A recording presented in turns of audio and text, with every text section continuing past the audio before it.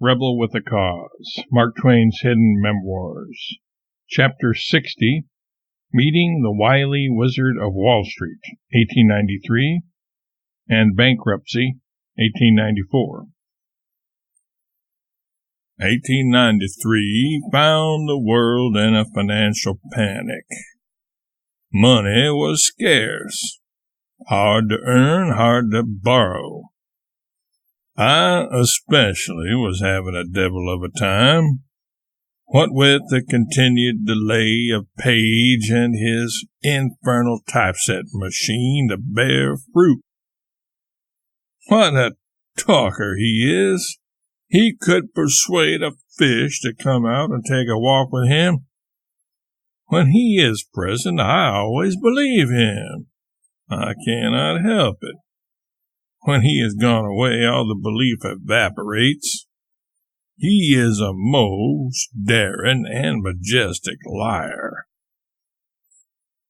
As a result of my falling into the snare of the genius of this blackguard and blatherskite and his outrageous unveracities, things were getting serious for me, as I had not been able to get out of the hole that I had dug for myself by speculating on and lavishly supporting him and his blasted contraption.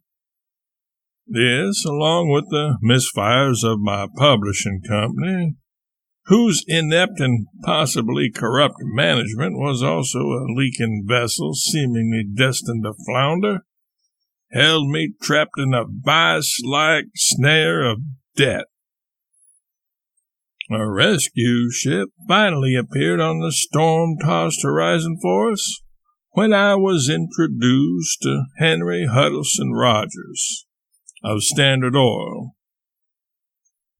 That masterful businessman turned out to be a fan of my writing, especially of Roughing It, and he was willing to help me out by taking charge of my business affairs and steering this seemingly doomed vessel through the perilous and treacherous waves and monstrous storms that it faced.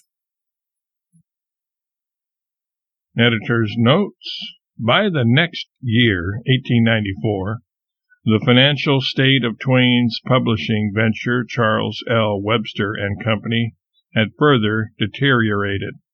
Its creditors were increasingly pressing for payment.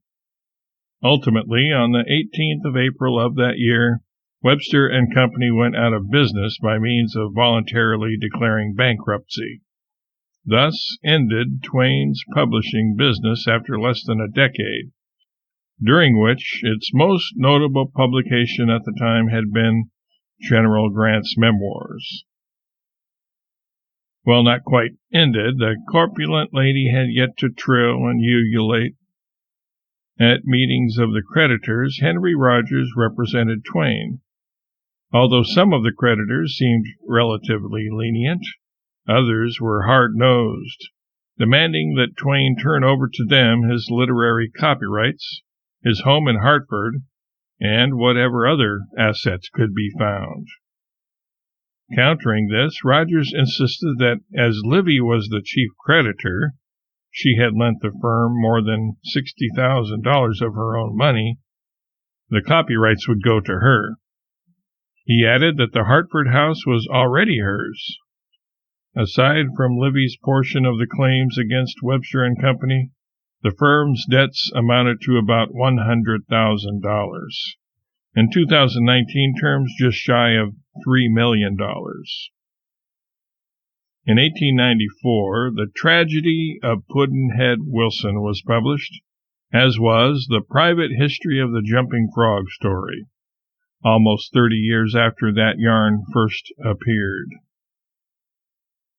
Will Bowen, who was the model for both Joe Harper and part of the composite Tom Sawyer character in the novel about the latter's adventures, died in 1893. Twain called him my first, oldest, and dearest friend. Later, though, Twain would refer to Henry Rogers as the best friend he ever had.